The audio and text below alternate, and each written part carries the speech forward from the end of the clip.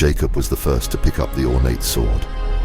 As his fingers wrapped around the hilt, a panicked voice echoed in his mind, Aurelian's voice. But Jacob saw no one around. Feeling the power emanating from the blade, Jacob soon realized that Aurelian had somehow become the sword, and no one else could hear him. Recognizing the potential for sounding mad, Jacob hastily offered the blade to Gideon. Gideon, noting the unusually full coin purse at his belt, hesitated before taking the Blackheart blade from Jacob.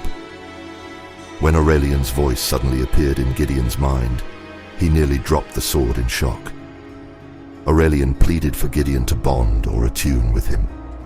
Once Gideon complied, Aurelian felt a profound sense of relief. Now attuned, everyone could hear Aurelian's voice emanating from the blade. It became evident that Aurelian could see through the gem in the hilt, though he was bereft of other sensations. At Faraday's suggestion, Gideon later attempted to hurl the Blackheart blade. However, Aurelian exerted enough control to prevent it. Interestingly, Aurelian could still summon Nyx, who appeared curled around Gideon's shoulders, making Gideon awkwardly uncomfortable. Aurelian began to feel the stirrings of cravings, the nature of which he struggled to identify. Meanwhile, Jacob had been making notes on this peculiar turn of events in his book. To his surprise, his medical journal was now filled to the brim with anatomical details and curiosities about species he had never encountered. Stranger still, the penmanship appeared to be his own. The others noted that the writing was not in common, but in infernal. Turning to the contents, Jacob found a page on devils, which unusually praised their precise contract nature, suggesting they were trustworthy, except for one named Beleth. This positive portrayal made some of the Blackhearts dubious. Morven arrived with breakfast, revealing it had been several days since the performance of a lifetime, which was interrupted by a great beast that attacked Lord Fairweather. The Blackhearts' intervention had made them the talk of the town. Still shaken by the unusual events, the Blackhearts decided to first return to the Fairweather estate to reclaim their belongings, left in the guest suite before the performance. Girding themselves for a potentially hostile reception, they passed through the trades ward when suddenly a haughty female voice shouted, "That's him." Turning, they saw a pompous city watchman approaching alongside a smartly dressed woman. The officer pointed directly at Gideon. "This rapscallion stole your gold?" Feeling confused and out of his depth, Gideon asked for help from Aurelian, but the blade remained silent, not wanting to reveal himself.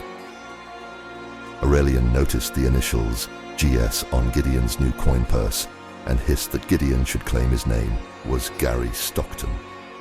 Gideon revealed his real name instead. After a tense moment, Faraday extended a tentative hand, and with a sudden blackening of the veins in his fingertips, used magic to charm the guard, and the group hurriedly made their escape. At the Fairweather estate, Renfield greeted them like old friends, rather than the enemies he should have known them to be, and handed them 3 bags of gold for their performance and the rescue of Lord Fairweather. The Blackhearts retrieved their equipment from the guest suite, feeling an increasing sense of confusion, as if their very reality was warped. The group then headed to Force Grey. The dwarf, Sidrak, barely disguised his contempt for them and told them to focus on their own assignment when they mentioned Lord Fairweather.